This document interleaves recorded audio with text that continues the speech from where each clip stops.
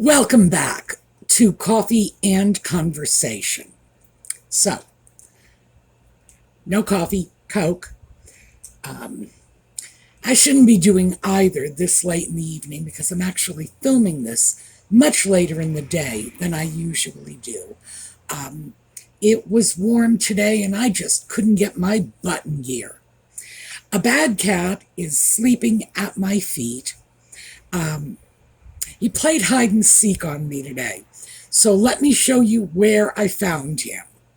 Now, I'm going to show you a couple of pictures. Here you go. As you can see, Audie was hiding next to the box. That's the box that he crawled into and did that little jack-in-the-box move on me yesterday. Scared the crap out of me. And then he decided he would sleep in the shadow of the box. So I went out. By the way, I know that that's a very dark picture, but as I went over to get a better picture, of course, he was pleased because I walked over to him, and naturally, he is the important cat, so I have to go to him. He doesn't come to me. Sometimes he does, but only when he wants to. So I go over, and then he gets up, and it's like, oh, okay, you came to get me. I'll go in with you. But yeah, he was outside playing hide and seek.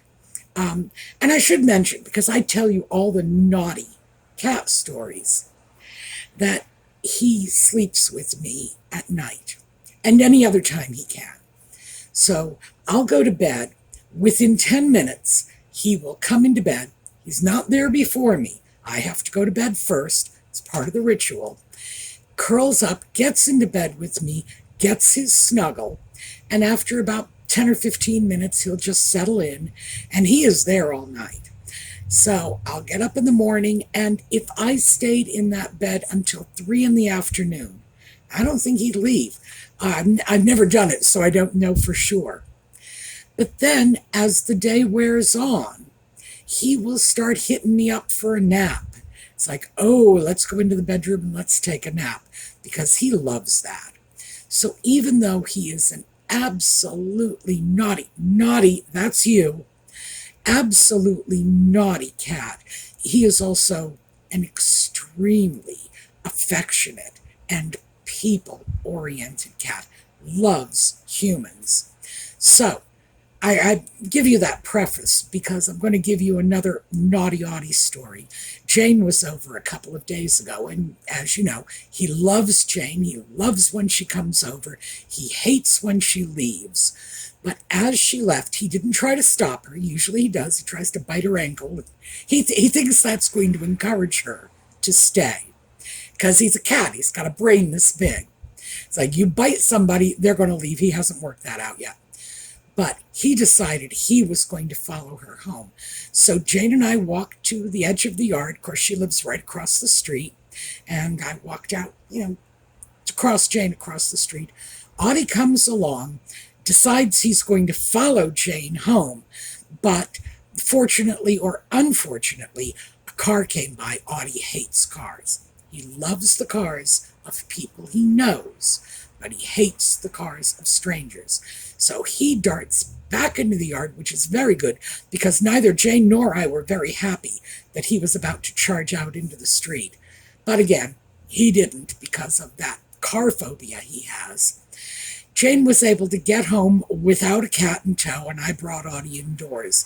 But yes, he scared us both because he was determined to go home with Jane. He really does love her, and he loves when she comes over for a visit. This is like the high point of his life, because post-lockdown, he's not getting a lot of company.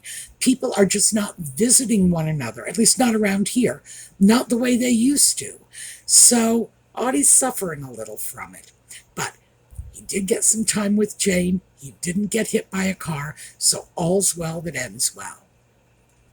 Before we get started, of course, we have yellow, and here's the yellow. This scarf is very interesting. It's got all kinds of colors in it, but it has a great deal of yellow. Unfortunately, the way the scarf is printed, all the yellow's in the back. So I had to make sure I had a little bit here at the knot so you could see it. And our yellow, of course, is for Catherine, for Lex's mom, for everyone out there who's dealing with cancer. We wish you all the best. And now we're going to stop for the intro, and then I'll be right back.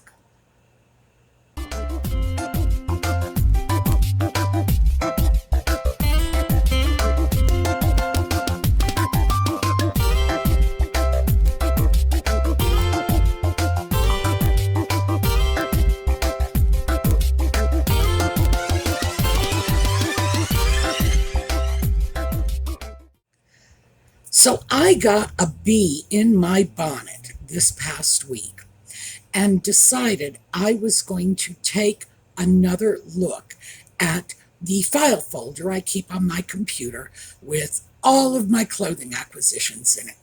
And we've talked about this a number of times. Well, that was pleasant. That was a truck. That wasn't a motorcycle. We've talked about this a number of times. That's how I keep track of my wardrobe. And the reason I decided I needed to do this was because I got a duplicate of an item that I had purchased. Like, I saw it and I said, "Oh, I like that a lot. I should buy that." And I did. And the problem is I already had another piece just like it. It was a linen t-shirt, so, it was a very good price, under $20. So I can't complain about that, because any t-shirt under $20 is a good deal these days. But a linen one, yeah, very good deal. So I realized I have to go through my file folder and make sure it's all up to date, because if it had been up to date, I might have avoided that mistake. Although I'm not willing to concede that it's a mistake, because, hey, a duplicate t-shirt is not that big a deal. And if you're anything like me, you kind of always have to grab for a t-shirt sooner or later. And having one you like, gee, even if you have another one in exactly the same color, so what?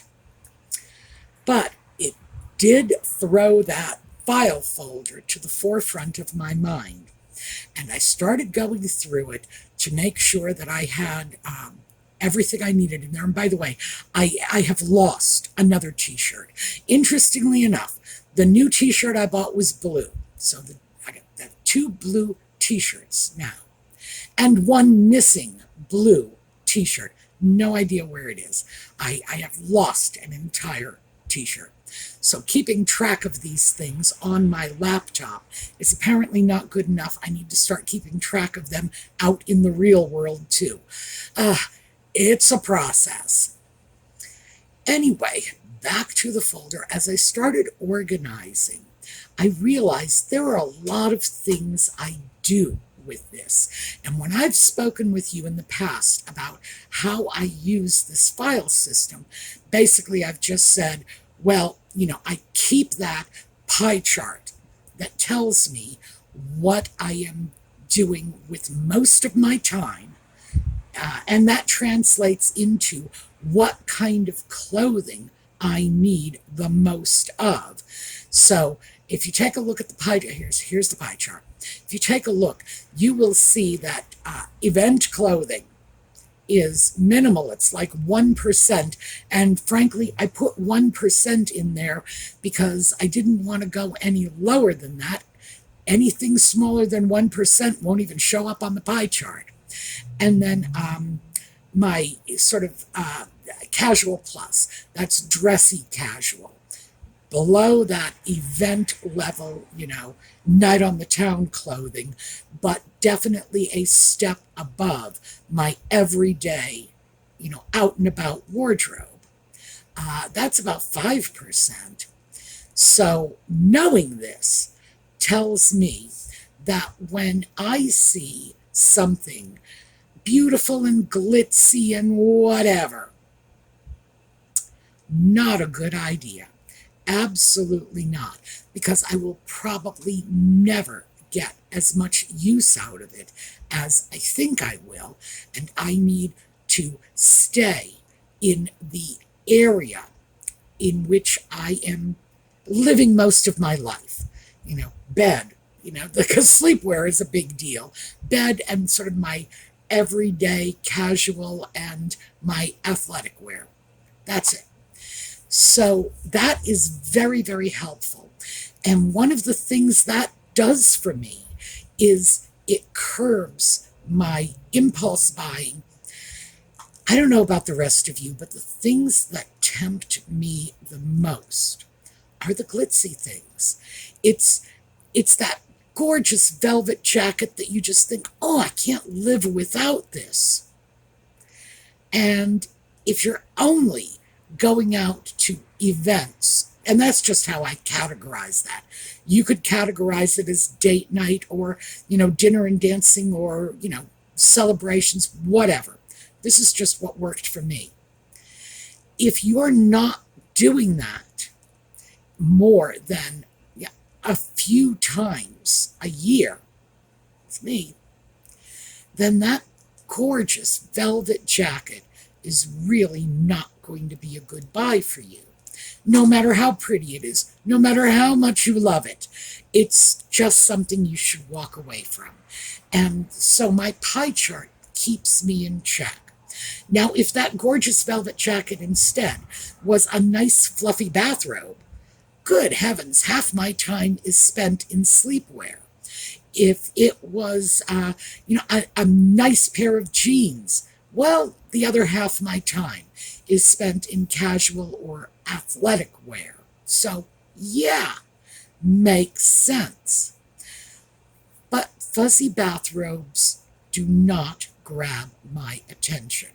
That's not where I have to sort of curtail my spending.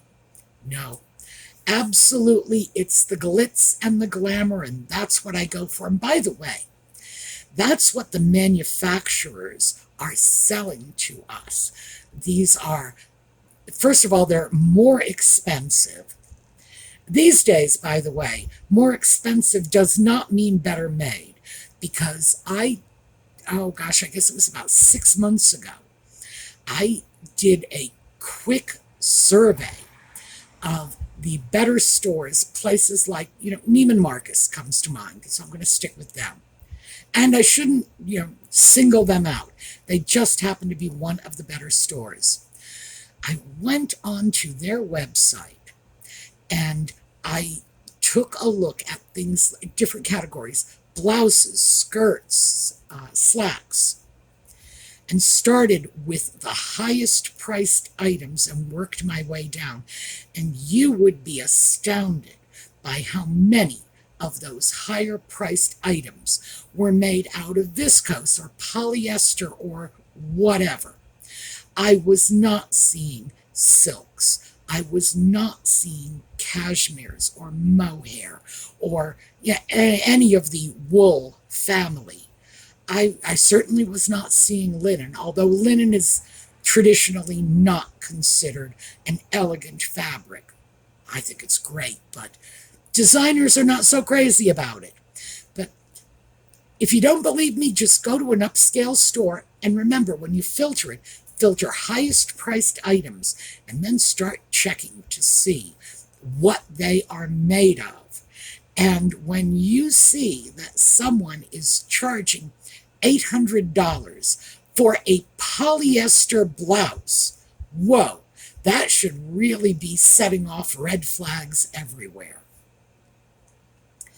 So when I get, seduced by one of these glamour items, I go back, I check my pie chart and say, is it worth it? And invariably, it's no.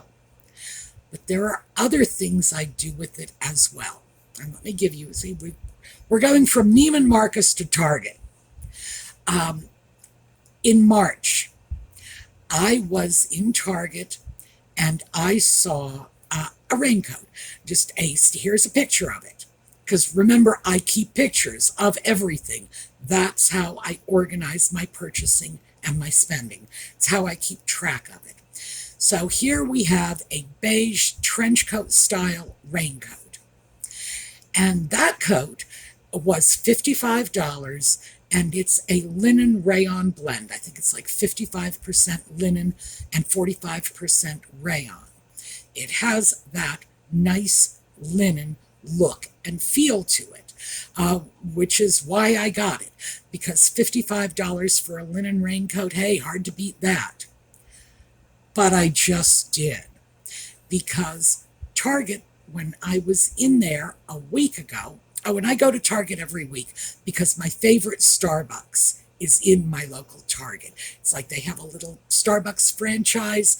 I go in there for my coffee. And Target benefits from this because I will look around at what's available there simply because I was there for my coffee. So, smart move on their part. Anyway, I saw a coat just like this one, and this one was in white. It was $16.50. Now, if I had been smart to begin with, I would have waited until this went on sale. I could have gotten them both for $16.50. Doesn't matter. I did get another one in white, which I thought was very useful. So when I record those purchases, because I never got a chance to wear the coat I got in March, because I'm sure you'll recall, because I've been complaining about the weather for months now, we went from bitter cold winter to scalding hot summer practically overnight. So that spring trench coat I got never came out of the closet. Never had a chance. So both of these coats are, in effect, brand new. I have not worn either one of them. They are the same style, just two different colors. So when I record the price of these coats, I have recorded the original price, $55 for one, $16.50 for the other, and then I have recorded the average price of the two. And that's like $35.75. Now, there's a method to this madness, because having gotten both of them and knowing that they will be trotted out in the fall and then next spring, but because I have two, they're probably going to get rotated. You know, they'll get an even amount of wearing. So, yeah, it makes sense to basically combine them so that I can take a look at what it is exactly I'm getting out of these two purchases. And like I said, I've kept the original prices because that's key. But I also want that average price because that tells me, am I getting an adequate amount of use out of this type of item? A linen trench coat, is that going to do me as much good in my wardrobe as I think it will? So that's one of the more creative things I do when I start factoring these prices out.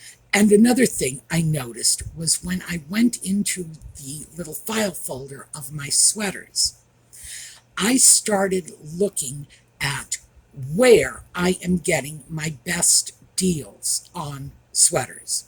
You know, what is there any retailer that's giving me better prices on the kinds of sweaters I like? And I did, in fact, discover that that is absolutely true.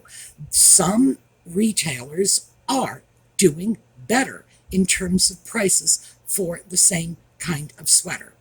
So let me just very quickly pull up a couple of examples for you. So the sweater on the left was $135. The one on the right was $84. I like them both equally. You know, I really do.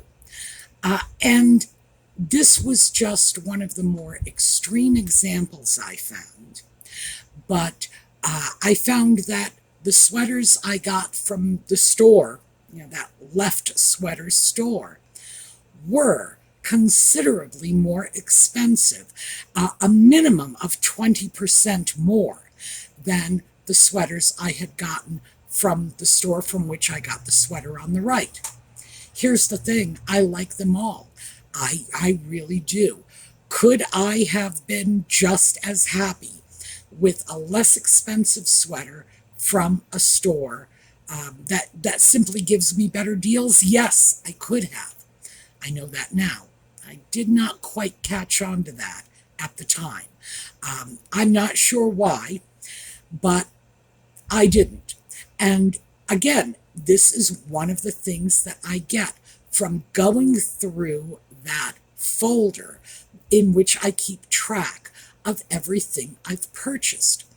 It's not just about tracking the purchases, tracking the price, tracking the cost per wear. It's tracking how smart your purchases are. So I will go through and find things, and I do find things like this rather a lot.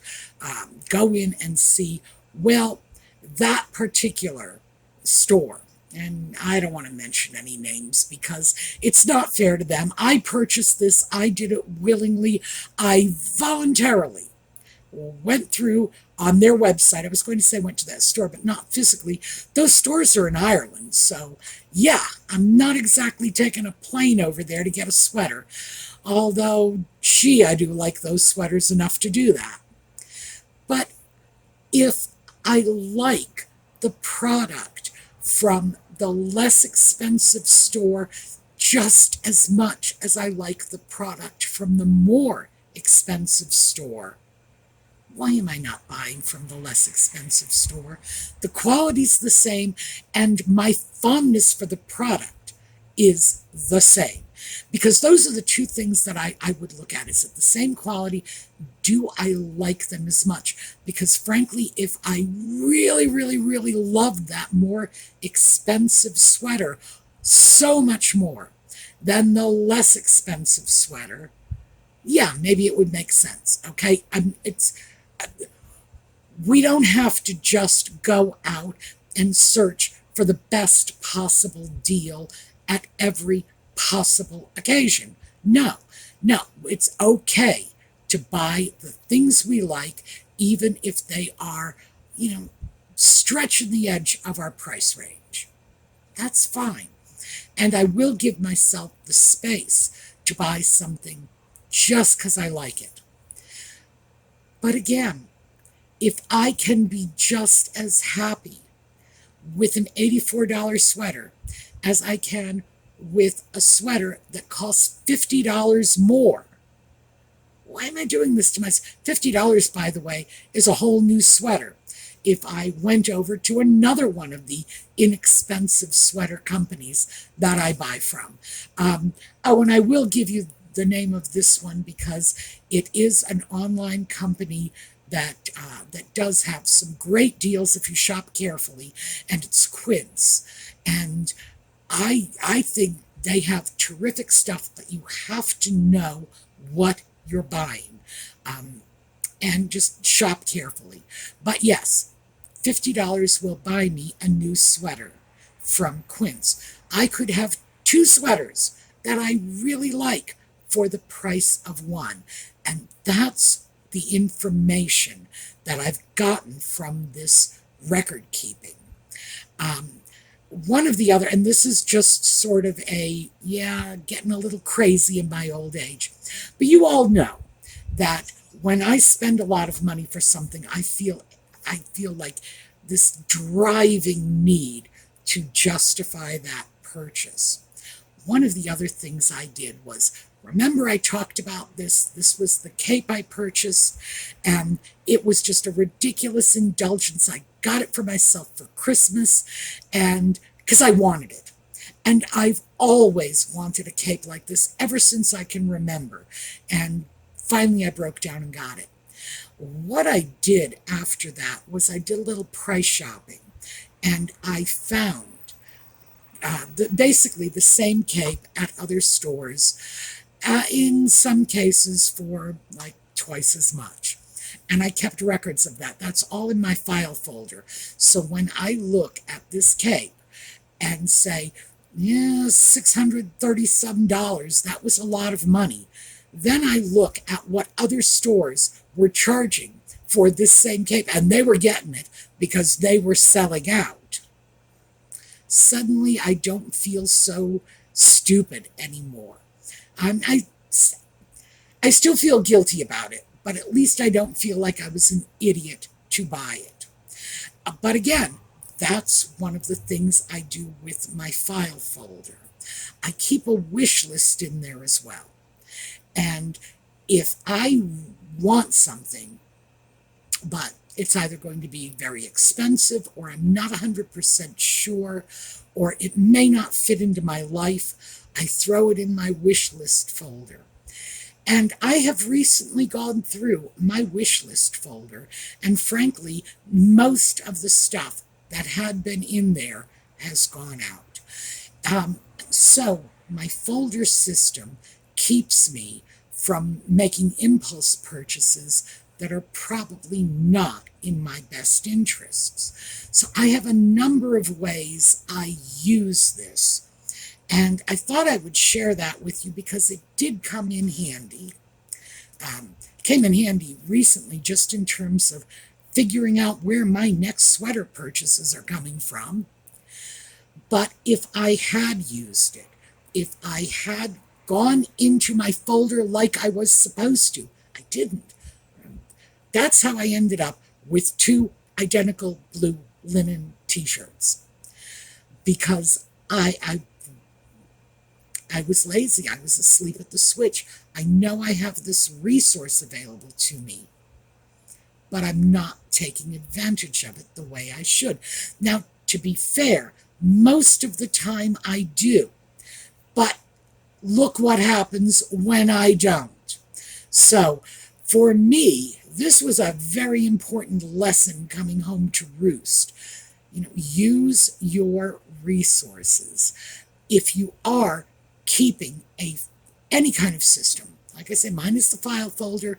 There are little apps you can get on your phone that will do this for you. You just take your phone, take a picture of the outfit, or take a picture of yourself wearing the outfit, and your phone will just store all this information in the handy little wardrobe organization app. By the way, that's how you search for them, wardrobe organizing apps.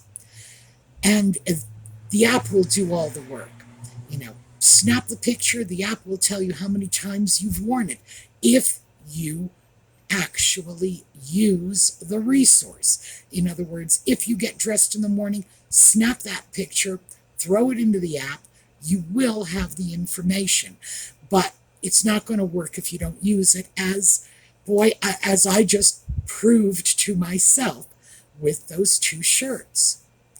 So I thought, simply because I had the opportunity to use this wardrobe file system in a couple of different ways, that I would share that with you, because I do think everyone needs a system like this. And it can be for anything. I use it for my wardrobe. You can use it for anything you are inclined to buy. Do you like buying art? Do the same thing. Start snapping photos, keep track of the prices, throw it in a folder somewhere so that you have a nice, handy reference. Is your thing jewelry? Same thing. Just make sure you've documented everything. You know what you bought, when you bought it, and how much you paid for it. Oh, and by the way, if you have something you really love, you go right back into your little folder and you can pull it out. And if you want to get another one, you know exactly where you bought it, exactly what you paid for it, how long you've had it, so you can make the decision about whether or not it's time to get another one. So, as I say, this was something that came up. I thought it would be useful, potentially. I hope it is.